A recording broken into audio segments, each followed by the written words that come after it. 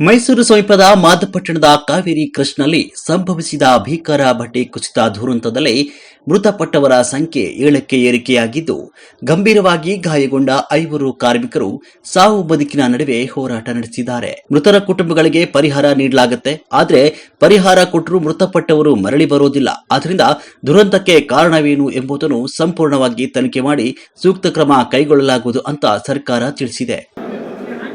ಬೆಂಗಳೂರು ಸಮೀಪದಲ್ಲಿ ಮಾಗಡಿ ರಸ್ತೆಯಲ್ಲಿ 2 ಕ್ವಾರಿಲಿ ಕುಸಿತ ಆಗಿದೆ ಅಂತೇಳಿ ವರದಿ ಬಂದಿದೆ. ಸುಮಾರು 6ರಿಂದ 7 ಜನಕ್ಕೆ ಮಣ್ಣಲ್ಲಿ ಮಣ್ಣು ಕುಸಿತಾಗಿ ಸತ್ತಿದ್ದಾರೆ ಅಂತೇಳಿ ಮಾಹಿತಿ ಬಂದಿದೆ. 2 ಬಾಡಿ ಸಿಕ್ಕಿದೆ ಅಂತ ವರದಿ ಕೂಡ ಕೊಟ್ಟಿದ್ದಾರೆ. ಮಿಕ್ಕಿದ ಎಂಟೈರ್ ಟೀಮ್ ಎಲ್ಲ ಈಗಾಗಲೇ ನಮ್ಮ ಪೊಲೀಸ್ ಅಧಿಕಾರಿಗಳು, ಮೈಸನ್ ಜಿಯಾಲಜಿ, ನಮ್ಮ DC ಎಲ್ಲ ಕೂಡ ಸ್ಥಳಕ್ಕೆ ಧಾವಿಸಿದ್ದಾರೆ. ಬ್ಲಾಸ್ಟಿಂಗ್ ಏನು ಆಗಿಲ್ಲ ಅಂತ ವಿಚಾರ ತಿಳಿಸಿದ್ರು. ಸೊ ನಾನು ಈಗ ಮಧ್ಯಾಹ್ನದೊಳಗಡೆ ಅಫಿಷಿಯಲ್ ಆಗಿ ರಿಪೋರ್ಟ್ನ ತರಿಸ್ಕೊಳ್ತಾ ಇದ್ದೀನಿ.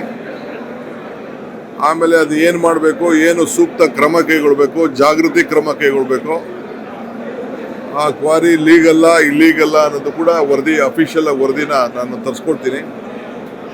ಆಮೇಲೆ ಅದಕ್ಕೆ ಯಾವ ರೀತಿ ಕ್ರಮ ಕೈಗೊಳಿಸ್ಬೇಕು ಅಂತೇಳಿ ತೀರ್ಮಾನವನ್ನು ಮಾಡ್ತೀನಿ. ಯಾಕೆಂದರೆ ಯಾವುದೇ ಕ್ವಾರಿಗಳು ನಡೆಸ್ಬೇಕಾದ್ರೆ ಅವ್ರದ್ದೇ ಆದಂಥ ಒಂದು ನಿರ್ದಿಷ್ಟವಾದಂಥ ನಿಯಮ ಇರ್ತದೆ.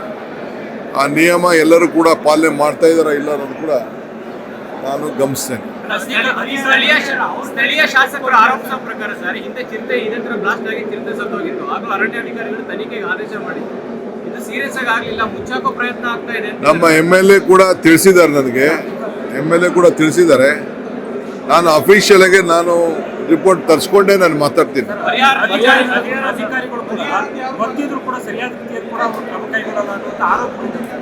ನಾನು ತಿಳಿಸ್ತೀನಿ.